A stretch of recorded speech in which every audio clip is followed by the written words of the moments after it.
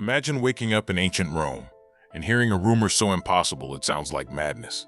A foreign general is coming, not by sea, not by the main roads, but over the Alps, with elephants. In 218 BC, during the Second Punic War, one man made one of the boldest military decisions in history. His name was Hannibal, and he was about to terrify Rome in a way it had never experienced before.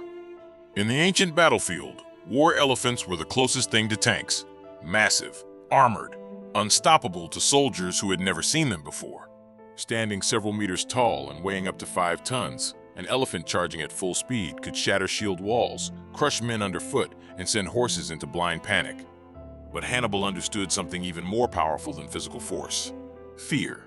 He believed elephants were not just weapons, they were psychological shock.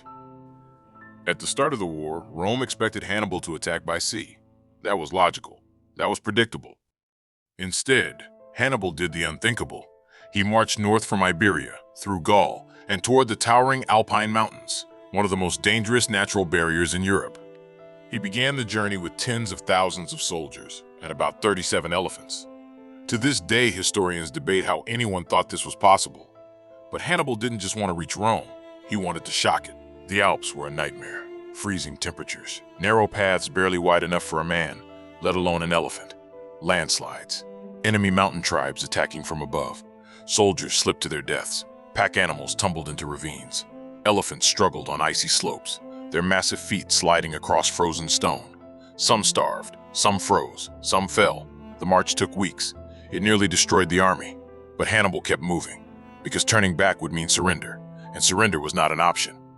When Hannibal finally descended into Rome, the Romans could not believe what they were seeing.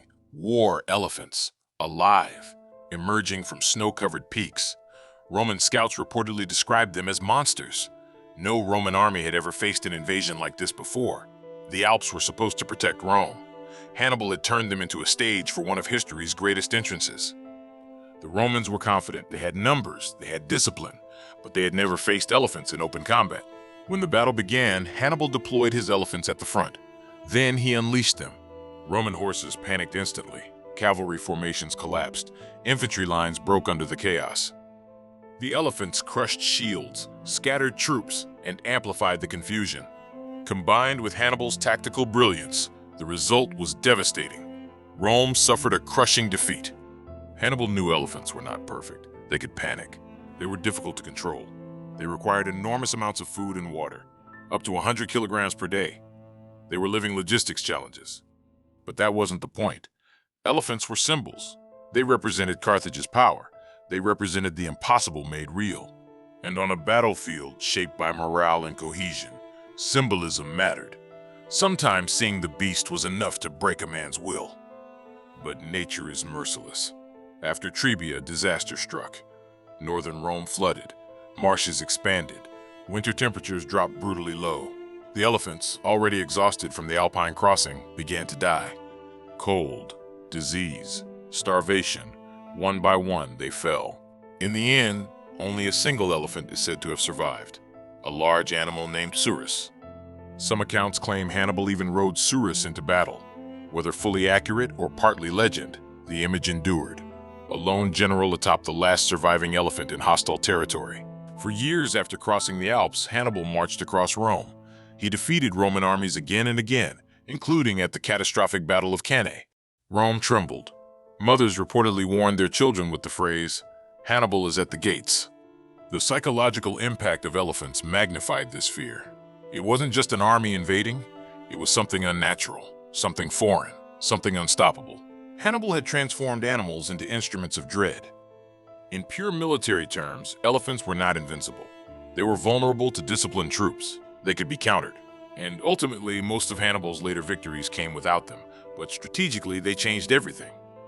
They proved that animals could be integrated into grand strategy.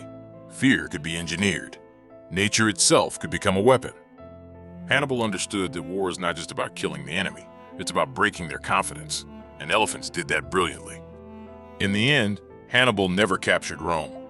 Decades later, Carthage would fall to Roman power, but the image of elephants crossing the Alps never faded. Snow-covered peaks, a marching army, and massive elephants climbing impossible mountain paths. It sounds like myth, but it happened. Hannibal didn't just fight Rome with swords and strategy. He fought it with audacity, with imagination, with nature itself. By bringing elephants over the Alps, he sent a message to the most powerful empire. No barrier can stop me. And for years, Rome believed him.